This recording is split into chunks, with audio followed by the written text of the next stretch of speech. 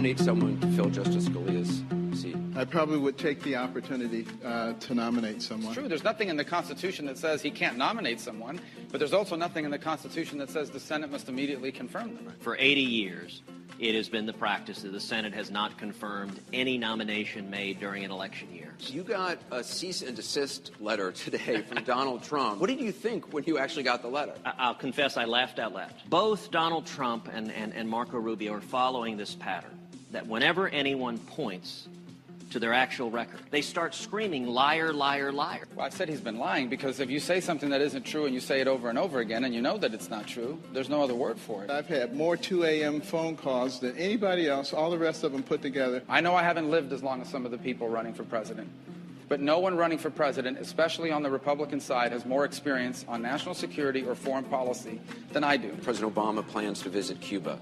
Is that something, as president, you would ever do?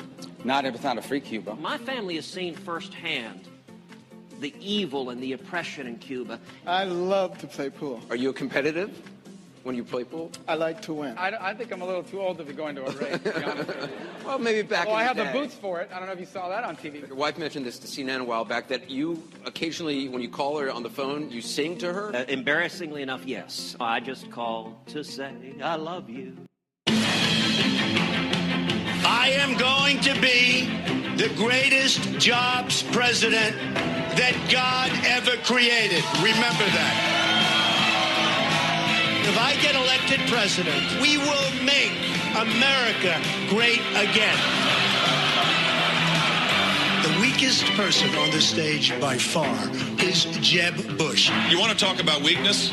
It's weak to disparage women. It's weak to disparage Hispanics. Donald has this weird pattern. When you point to his own record, he screams, liar, liar, liar. This guy will say anything. This guy lied about Ben Carson when he took votes away from Ben Carson in Iowa. Building a hotel overseas is not foreign policy experience. Every guy that attacked me so far, they've all gone down. We got to keep it that way, right?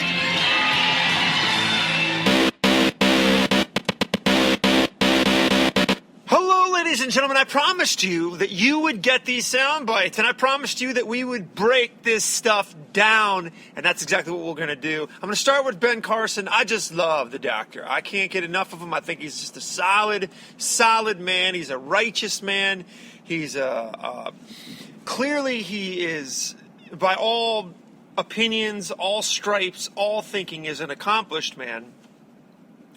And, you know, it's been heartbreaking to me that he is caught up in this storm of hyperbolic energy because, yes, there is, you know, a shortcoming there, but I don't see it as a shortcoming, and neither does he. And we're going to start off the sound bites by him addressing that exact. I do appreciate your mild-mannered nature in this campaign. However, if you are the Republican nominee, how do you plan to get your message out over a boisterous Democrat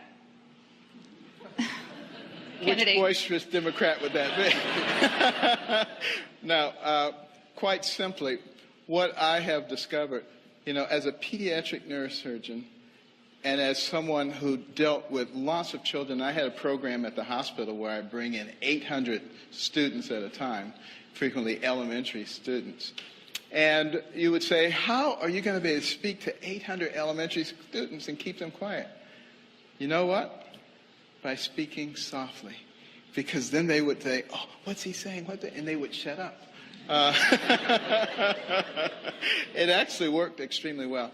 But really the key is not so much the volume with which you speak, but it's the content of what you say. That's what's going to make the difference. And I think the American people are smart enough to be able to understand bluster and rhetoric versus truth. And when it comes to the general election, you know, people who are running around saying things like, free college for everyone. It'll be very easy to counter that by simply educating people as to the actual financial condition of our nation. And that's not done. You know, I think Margaret Thatcher probably said it best. She said, socialism is great until you run out of other people's money. And that's exactly what would happen when we would explain that to people, and I think they would understand. So I look forward to such a challenge. I have a question, just a follow-up on that. It's not just, obviously, in a general election. You've been on a stage with some pretty boisterous folks the last couple of months. I'm not going to name any names. But what are you thinking when you're on a stage in those debates? What is going through your mind? Well, I'll tell you, honestly, what was going to my mind is, will these guys in any way remember what happened in 2012 when they tried to tear each other apart, which was probably the only reason that President Obama was able to win re-election with a record that no one could have won on. So we have to stop finding ways to snatch defeat from the jaws of victory. Do you have a candidate you would prefer to run against in a general? Bernie Sanders or Hillary Clinton? I would relish running against either one of them. It would not be a problem. Right.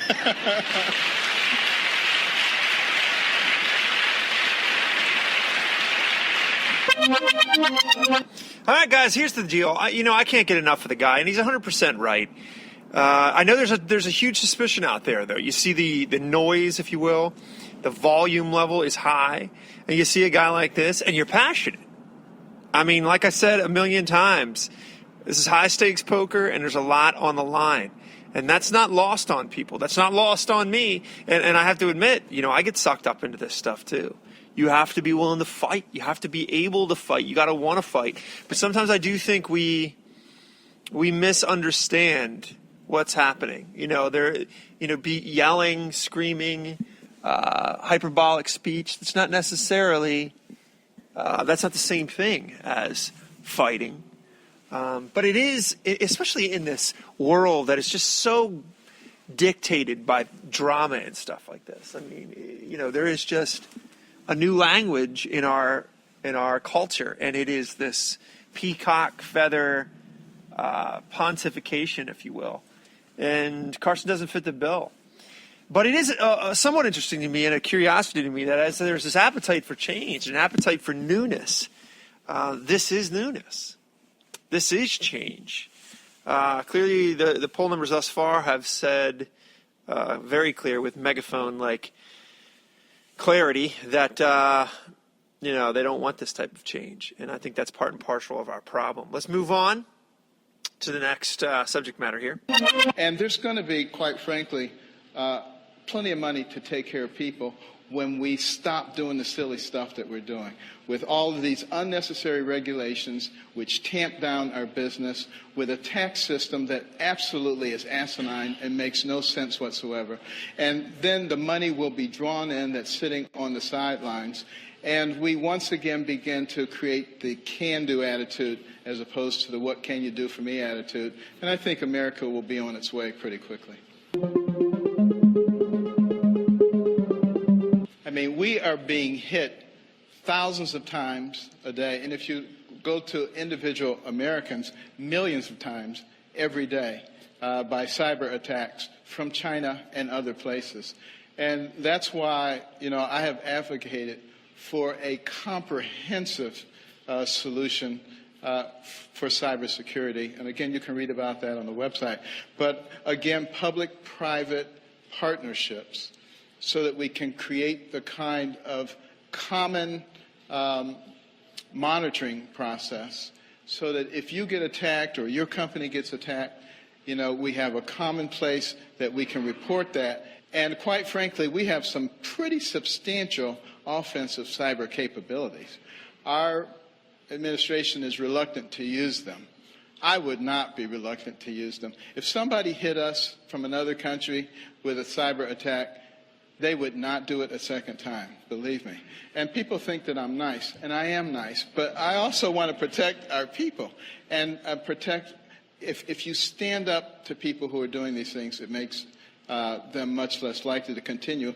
But again, by having a public-private partnership, being able to tap into all of our resources, I think we have a much better opportunity to defend ourselves and to put up the kinds of defenses that can keep morphing so that they will not be able to keep up with us. Americans have always been incredibly innovative. And if we can release that innovation again and get rid of some of the things that dampen that innovation, I think we'll stay far ahead of the competition. Was it? You know, guys, I think he makes his case. I don't think you need a bull in a china shop. I don't necessarily think a bull in a china shop's altogether bad either. I, like most Americans, am making up my mind. But I will tell you, I have very, very little doubt at all that Ben Carson is a serious man, a wise man, makes strong decisions. Wisdom starts with the fear of God. He has that in spades. I have nothing but confidence in Ben Carson, and my prayer continues to be that he is the GOP candidate, for he is definitely, without a doubt, the best man standing among us. In any party, quite frankly, any party. We're going to move on. Let's listen to the next, we're going to roll out the next concept here. Hard for you to give up surgery? I mean, you trained for this for so long. You were an excellent surgeon by all accounts. Some people say I was just an okay surgeon. But no, I miss very much what medicine used to be. I do not miss what it has become. And I think you will find, if you talk to a lot of people in the medical profession, that they're not very happy today. Because they're not able to spend time with patients? There are so many new rules and regulations. And yes, the epics and all the various things that you have to type in, you don't even have a chance to look at the patient.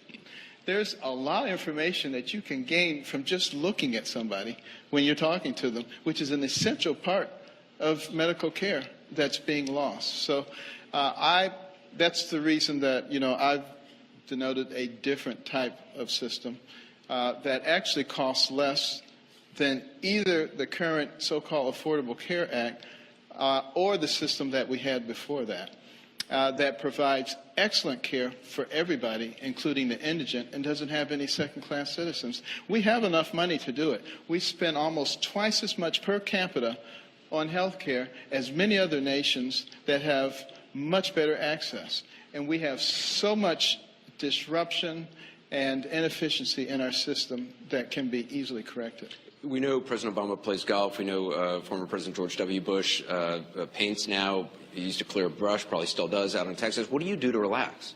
Play pool. Play pool? I love to play pool. Are you competitive when you play pool? I like to win. and I'll tell you, it relaxes me. When I would come home from a busy day of surgery, I would shoot pool. And my wife, who didn't know how to play pool, learned how to play pool and has become an excellent player. She's good competition. If I mess up, she will beat me. What sort of music do you listen to? I primarily like classical music. Particularly Baroque music. Did you listen to that when you did surgery? Absolutely. All the residents knew when they came and did their pediatric neurosurgery rotation that they would also learn classical music. I remember one resident, I would always ask him questions. He would always say, "That's the 1812 Overture." And he says, "I know I'm going to be right one time." Dr. Carson, it's a pleasure. Thank you very much. Dr. Ben Carson. Thank you. All right, what a fantastic guy. I mean, just fantastic. And I wanted to touch briefly on this. What thoughtful commentary on the medical system and our medical bureaucracy and how we have this just in the weeds. I just recently had a child. So my wife and I went through this. Medical practitioner after medical practitioner after medical practitioner walks through the door, and they have their face in a computer. And they're covering their butt by way of legal ramification. They're afraid everybody's going to sue them because everybody does sue them. There's ambulance chasing lawyers everywhere. The system has so many problems. Tort reform is a medical solution.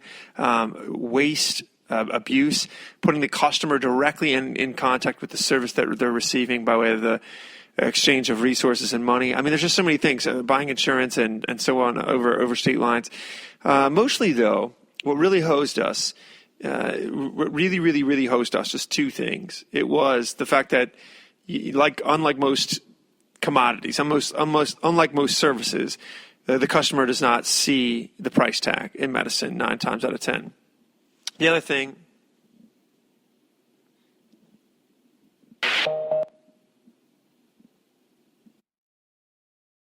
that's abundantly clear is that lawyers and bureaucracy and corruption, and now that you have the affordable Obamacare disaster, you have nothing but government tentacles in every nook and cranny of your medical system. It's just the costs are just skyrocketing, corruption skyrocketing, the government determining things rather than a doctor. It's just horrid. So the good doctor was 100% on the money, and even if the man does nothing else but illuminate a lot of these problems, these substantive problems in our healthcare system, his race will be well worth it and a huge net gain for the American people. Let's move on. Donald Trump.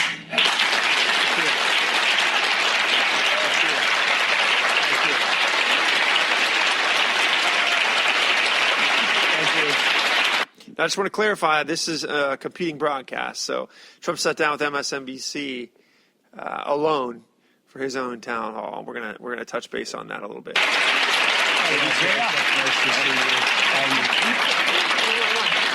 right. Great to see you, Donald. Good to have you. I thought I did great in that debate. I actually thought I had a great. I just didn't think it was good. I was like, what is going on? A meltdown. What is going on? I thought it was good. I mean, I was being hit from every side. It was tough. I mean, you said I was too tough, but I thought I had to be tough. I thought I did well. Let's start with this question now that, as we said this morning on the show, if you look at a lot of the polls, a lot of people are starting to say you could be the Republican nominee. So we need to step back and ask a lot of questions, a lot of questions about your general philosophy. Why is it that you feel it's necessary to attack Jeb Bush, to attack John McCain, to attack all these people? Well, I don't attack John McCain, actually. I do attack people when I'm attacked. I don't care too much about Jeb, except he spent $22 million on negative ads. I mean, every time I turn on a television, I see a negative ad. He's got money from all of the different, donors and special interests and lobbyists, and they put a lot of negative ads, and that's Jeb, more so than anybody else. So I hit Jeb because he's sort of easy to hit, to be honest with you. If he weren't doing the negative ads, I wouldn't even be talking about Jeb, to be honest with you. And now, Ted, we go back and forth. But Ted, what he did to Ben Carson, I thought was disgraceful in Iowa, where he said he was out of the race. Essentially, he said he was out of the race, and this race is over. Come with me, come with me. I thought that was bad. I thought the voter violation fraud document that he did I thought it was horrendous. And he's told lies. I mean, he tells lies. In fact, Rubio, he came out and he accused Ted of being a liar. Right. And I said, oh, good, that's good, because now I can do it also. This is perfect. So let's go over some polls, and we'll follow up with some of these questions. There's a brand new Monmouth University poll out. It actually finds you with a 16-point lead in South Carolina, 35% to Cruz's 19%, to Marco at 17. A new Bloomberg Politics South Carolina poll that was just released tonight puts you ahead of Ted Cruz, 36 to 17%, with Rubio again in third place at 15%. However, a new NBC News Wall Street Journal poll that was taken after Saturday night's debate. Poll. It's a national poll showing Ted Cruz with a slim 2-point margin, 28 to 26%, with Marco Rubio in third at 17. Are things closing in here in South Carolina? Well, I think most of these polls were taken after the debate, and, the debate worked out good for me, and it was taken after the debate.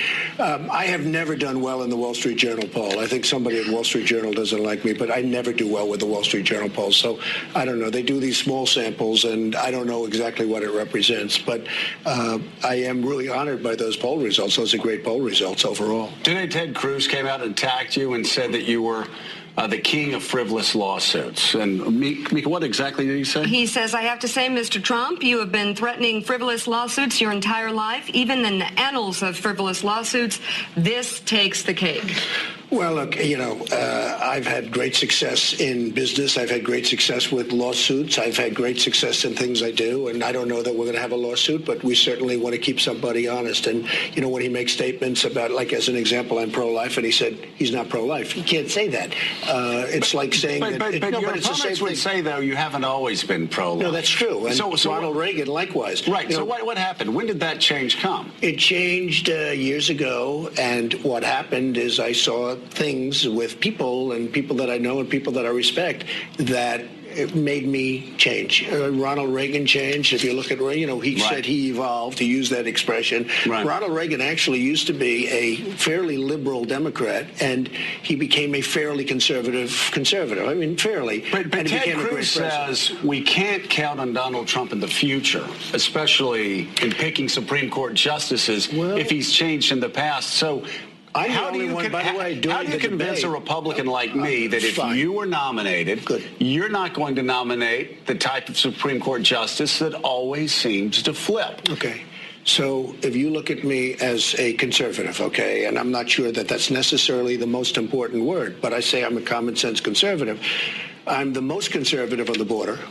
And nobody tougher than me on the border. In fact, Sheriff Joe just endorsed me from Arizona, and when he endorses you, you're pretty conservative, you're pretty good on the border. I think I'm the strongest on the military, most conservative on the military, strongest on the military, the best with the vets. I have more veteran support than anybody else by far. We're going to get rid of Common Core. I'm very conservative on that issue. Common Core is going. We're going to have local education. It's going to be much better, much less expensive. On the Second Amendment, I am absolutely the strongest in the group. So let me stop you there. The Second Amendment, very important in this state. Heller, the decision that the Supreme Court passed that are decided on, actually found out that the Second Amendment, ruled that the Second Amendment meant what a lot of people have long believed that it meant, that Americans have a right to keep and bear arms. Right. Will you make upholding the Heller decision a litmus test in Supreme Court nominees that you send? Yes, I would. And I talk about it all the time. So you won't nominate somebody to the Supreme Court unless they agree with Scalia on the Heller decision. Correct. That the Second Amendment means Americans have the right to keep and bear arms. I give that commitment right now, absolutely. And I've been very strong. I'm a member of the NRA. My sons, Don and Eric, are members of the NRA for a long time. They're hunters. They're great members of the NRA.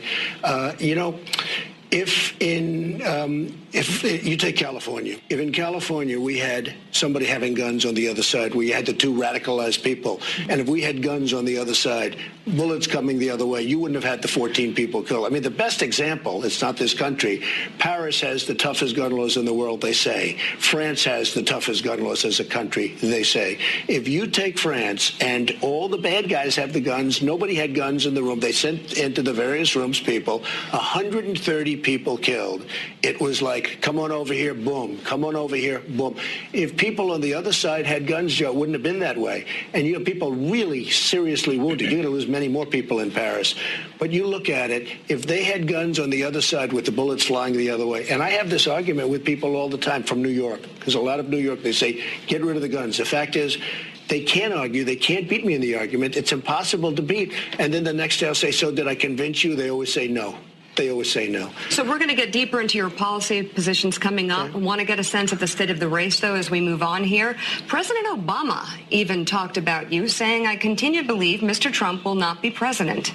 And the reason is I have a lot of faith in the American people. And I think they recognize that being president is a serious job. It's not hosting a talk show or a reality show. It's not promotion. It's not marketing. It's hard. The sitting president, Mr. Trump, thinks your candidacy is an aberration or a joke. I don't think he does at all. I tell you what, if I would have run 4 years ago, he wouldn't be president right now. I don't think he thinks it at all. It's very interesting. It's very interesting with President Obama. Going to go down as one of the worst presidents in the history of this country. He has been a disaster on the military. You look at we can't beat ISIS. He's been a disaster on health care because Obama's got to be repealed and replaced. And I'm just talking about, not even from my standpoint, rates are going up, your premiums are going up. 25, 35, 45, 55%. People are getting killed. So you're going to repeal and replace. Absolutely. What do you replace it with? Health care, savings plans, one way. We have to get rid of the lines between states. I do tremendous health care. I have so many employees. I have thousands of employees. I've employed tens of thousands of people. I built an unbelievable business. And one thing that has come out when I filed the documents with the FEC in terms of my business, I built an unbelievable business. So I have tremendous numbers of people. Joe, we have to get rid of the lines. We have artificial lines. So you're talking about letting people shop from one state to another. We have to. Insurance. So let me ask you this, though. There is a guarantee now that all Americans get health care. This has been, in New Hampshire, it was supposed to be a big problem for you. But are you going to guarantee all Americans health care? Joe, Americans aren't getting health care right now. You have people dropping out all the time. But that's just what I'm asking you. Just like you've guaranteed what you've guaranteed on the Second Amendment, this has been a fight within the Republican Party and what it means to be conservative. Sure. But you have constantly said, even in New Hampshire, the live free or die state, that every American should get health care. Let me tell you, that's not what I said. That's not what I said. Here's what I said. We're going to have great plans. They're going to be much less expensive and they're going to be much better because the Obama plan is unaffordable and it's a disaster. And by the way, in 17, it's going to die because unless the Republicans continue to fund money like it's not affordable by the country, not affordable by people. But what I say is this, we're going to have great plans, but there will be a group of people that is not doing well, that has no money. We cannot let them die in the streets. Right. And we'll work out either through Medicare, which will save, or something. We will work out a plan where instead of having people dying in the streets, and I say to the Republicans all the time, and by the way, I get standing ovations from Republicans, from Republican groups. I got one yesterday. I said, we can't let people die in the streets. We got to work out a deal with a hospital or with somebody in that community where if somebody is sick and really sick and they don't have housing and they don't have all, we can't let them die. So all Americans will get health care of some sort. We're going to take care of them. We have to take care of them. Now, that's not single payer. That's not anything. That's just human decency. And I'll tell you what, every single time I say that, I say to people in the audience, I say, so what do you think? They all stand up and give me a standing ovation, okay? All right. So some people will take that and they'll say, oh, that's terrible, that's terrible. What we're going to have is we're going to have private plans. We're going to have maybe the health care savings plans, which are very good. We're going to get rid of the lines. You know what happens when you get rid of the lines? You have tremendous competition and the price goes way down. The reason the lines are there is because the insurance companies are making a fortune having monopolies in the various states. All right. All right, guys. Let me touch on a couple things with Trump. First of all, I loved his elaborating on health care there a little bit. And the reason I like this is the health care issue is so often marred in just total crap. And the whole conversation is sort of bathed in misunderstandings, a lack of using specific terms and proper terms. For example, the American people have always had health care. It's just a lie. What we're talking about with Obamacare is health insurance. And the irony is they've bought these policies and now they can't even afford them. And now they're getting fined. So the whole conversation has just shifted. And he brought it back to what's most important, which is, can people afford this stuff? How can we remove impediments to their affording it? But then the other thing, too, is here's the deal with Trump on the just general level. Trump is a wild card, and he's a motley crew by way of his ideas. And this is not something that is eluding conservatives that support him. This is not this mystery. I love these alphabet soup pundits that are always like trying to pin him down. You're saying something, this one issue, this is something that conservatives don't like, or this issue is something that conservatives don't like. As if conservatives don't know that. We know that. We know what this guy is. We know that he's not a dyed-in-the-wool conservative. We know he's an unconventional candidate.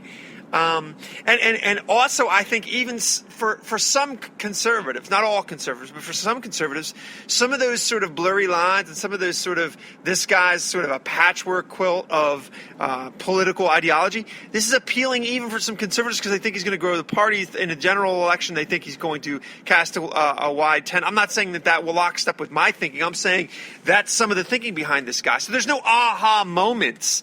I just get such a kick out of these guys, these desperate establishment guys. And by the way, Scarborough is not a conservative. He's not a Republican. He's not a conservative. He's an empty suit cardboard cutout that people get to throw darts at MSNBC. He's not a conservative. Nonetheless, I love how these guys think they're turning over stones of novelty with Trump when they say this stuff. They're not. It's not as though people that like Trump don't know this. That's not the case. It's the new car smell. It's the fact that he's not attached to politics. It's the fact that he's funding his own campaign. It's the fact that he's strong. It's a whole smorgasbord of things. But it's not as though that we don't realize that this guy isn't a dyed-in-the-wool conservative. We know that. We know that about him. I know that, for example. Let's continue.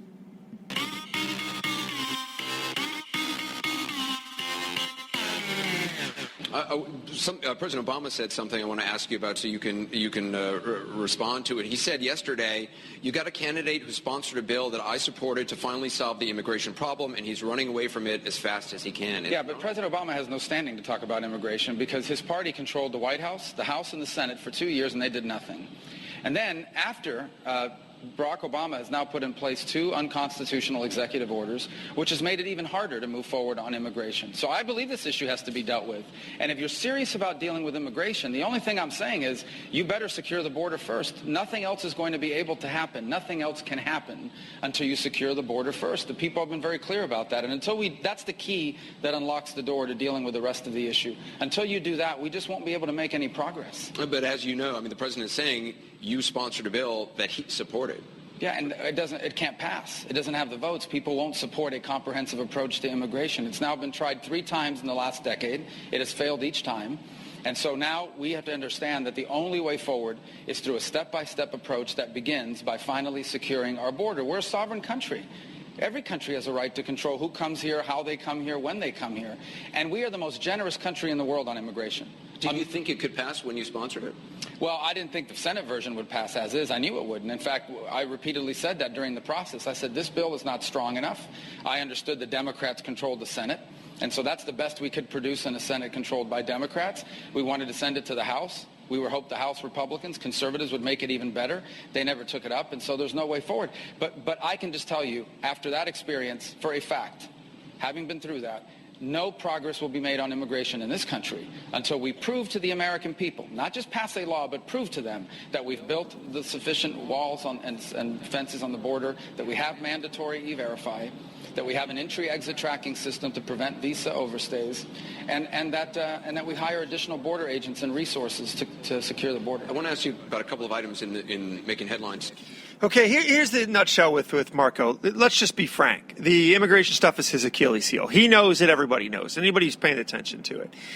Here's my take on it. I actually believe Marco learned his lesson with this. I do. I don't think he marched his lockstep with me on this issue, but I think he does understand that not only conservatives but the American people want a border. They want border security before we're willing to talk about anything. When he speaks like that, he's speaking about somebody like me. I don't even want to have conversations about immigration that don't start with watertight border. First of all, because we can do it. It's a preposterous notion and an insult to your intelligence to say that you can't do it. And second of all, they're just lying to you, right? They're just lying to you. They know you want a border. The Republicans don't want a border because they're beholden to the Chamber of Commerce who wants cheap labor. Democrats don't want a border because they see this horde of impoverished people as votes that they continue to whip on the plantation of their politics. That's just the truth. Okay, so Marco, I think, did learn his lesson with that, but he's going to have to take the scars politically. By the way, it is my opinion Marco fell susceptible to the age-old political trick, which is why aren't you working with the Democrats? Why don't Republicans work with the Democrats? Work with the Democrats. There needs to be collaboration. There needs to be, well, you know, what did he do? He tried to do that, right? He tried to do that, and he realized there's no good faith with the Democrats. They don't believe what the things they say. They're not trustworthy. Nobody trusts them. It's just on and on and on. So he got burnt with that. You know, a young buck in Washington, D.C., wanted to do something, probably had some success working in Florida with the opposing party, but realized that, you know, look at this, you know, oftentimes you'll hear this conversation, and I'm sure you're going to hear it moving forward, that there needs to be more collaboration in Washington, D.C., and there needs to be this and there needs to be that. It's not it's not an aberration as to why that's gone away. Barack Obama has no credibility. So nobody believes him, so thus nobody wants to sponsor any of these bipartisan measures. The Democrats are lying. They're deceiving. Barack Obama is shoving things down the American people and congressional throats by way of executive orders when he doesn't even sit down. He doesn't even, in good faith, offer any kind of collaboration, and that's been documented with his White House abundantly. And if your neighbor was repeatedly starting fires, you went over to him and said, hey, can we have a conversation about all this arson? Oh, yeah, I'm not going to start any more fires. 15 minutes later, he's out there with his matches starting fires. So on and so forth. Various rude and ignorant, non-trustworthy things. If that was a track record of your neighbor, how interested would you be in sitting down and compromising and discussing and powwowing and peace piping with your neighbor? No, you'd call the police on them because you realize this person has no credibility. They're a thief. They're a liar. They don't have any interest in doing this. That's where Barack Obama sits with the opposition party, and for good reason. Let's continue. Today, before we get to our audience questions, because we've got some great questions. It's a question I actually asked Dr. Carter Carson, as you know, the government is trying to get Apple to create new software to basically allow them to unlock the phone used by the San Bernardino terrorist. Apple is saying, look, if we create this back door, it's a whole new software thing, and it's going to endanger 99.9% of those good users of the iPhones. It's a very complicated issue, and I'll tell you why. It's about encryption. Today, there's encryption now. I think it's standard on the new Apple. Right. And what it does is it protects your privacy. If you lose your iPad, if you lose your phone, no one can hack into it and get your information. So that's why it's there. Here's the thing, though. If you required, by law, if we passed a law that required Apple and these companies to create a backdoor, number one, criminals could figure that out and use it against you. And number two, there's already encrypted software that exists, not only now, but in the future, and created in other countries. We would not be able to stop that. So there would still be encryption capabilities. It just wouldn't be American encryption capabilities, but people in this country could have it. So that's why this is such a difficult issue, because on the flip side of it, there might be valuable information on that phone from the San Bernardino killers that could lead us to preventing future crimes or future attacks, future terrorist attacks. And so I think we're going to have to figure out a way forward by working with Silicon Valley and the tech industry on this. There has to be a way to deal with this issue that continues to protect the privacy of Americans, but creates some process by which law enforcement and intelligence agencies could access encrypted information. I don't have a magic solution for it today. It's complicated. It's a new issue that's emerged just in the last couple of years. But I do know this. It will take a partnership between the technology industry and the government to confront and solve this. So it does concern you, basically Apple's concerns, the idea that this would create a backdoor. If you create a backdoor, there is the very distinct possibility that a criminal gang could figure out what the back door is. That possibility is that you create a back door, you're creating a vulnerability. And what you're not going to change is the fact that other companies around the world who are not subject to U.S. law, they could create encryption technology that we'll never be able to get access to. So it's not as simple as people think it is. Now, Apple's under court order. I'm sure they're going to appeal it. They need to follow whatever the court orders ultimately. But moving forward, we are going to have to work with Silicon Valley. We're going to have to work with the tech industry to figure out a way forward on encryption that allows us some capability to access information, especially in an exigent circumstance, where there might be information on there that could prevent a terrorist attack. Another item in the news, which actually All right, real quick, Marco handled it well. I touched on this and elaborated on this in my news segment previous to this podcast. The onus is on the federal government. The reason that the technology industry doesn't trust the government is because they're not trustworthy. The reason the American people don't trust the government is because they're not trustworthy. The American people are right in not trusting the federal government. Apple is right in not trusting the federal government. Look, you wave around rhetoric about safety, and that should just give you carte blanche. No. Snowden's leaks among WikiLeaks and so many other things have proven without a shadow of a doubt the federal government does not respect your natural rights, your natural law, your right to privacy, so on and so forth. They just simply don't. They see their own nefarious, desires as much more important. They don't respect the balance of power. They don't respect the fact that power is lended temporarily by a free people. They just have respect none of those things. So yes, do we have a conundrum here? Yes. Do we have a Rubik's Cube by way of the security and the freedom? Yes. But the problem and the responsibility and the consequences are all wrapped up yarn's ball that lands firmly in the lap of the federal government. Literally just learned about, someone was talking to my ear as you were coming out. We've just learned President Obama plans to visit Cuba sometime, I think this month, but I don't know the exact date, but he does plan to visit it. Is that something, as president, you would ever do? Not if it's not a free Cuba. And I'll tell you the problem with the Cuban government is it's not just a communist dictatorship. It is an anti-American communist dictatorship. The Cuban government 3 years ago helped North Korea evade UN sanctions. They were caught trying to ship missile parts to North Korea. Nothing happened. The Cuban government today harbors hundreds of fugitives of American justice, Medicare fraudsters, people that have stolen your money. They come to the U.S., they steal money, Medicare fraud, they go back to Cuba. The Cuban government's protecting them. The Cuban government is harboring a killer in New Jersey who killed a state trooper in New Jersey. She escaped jail, fled to Cuba. The Cuban government is protecting her. Beyond that, they're a repressive regime. There's no elections in Cuba. There's no choice in Cuba. And so my whole problem, I want the relationship between the U.S. and Cuba to change, but it has to be reciprocal. Look at what we did with Burma or Myanmar. where the U.S. opened up to them, but they made political changes. And today, the former minority party is now the majority party in their legislative body, because our change towards them was conditional on their change towards their people. He didn't even ask that of the Cuban government. And so today, a year and 2 months after the opening to Cuba, the Cuban government remains as repressive as ever, but now they have access to millions, if not billions of dollars in resources that they didn't have access to before this opening. I'm told the president's going to go next month, just for clarity. I want you to meet... Probably not going to invite me, just to... Probably not. Okay, I don't think Marco is ever more eloquent than what he's talking about Cuba. And, of course, he's Cuban. And his parents, as are Cruz's parents, they felt this issue. They know this issue.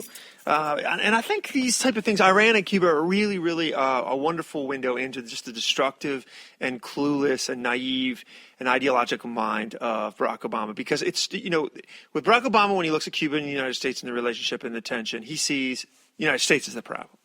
He doesn't see the Castro brothers who have murdered and raped and destroyed a nation.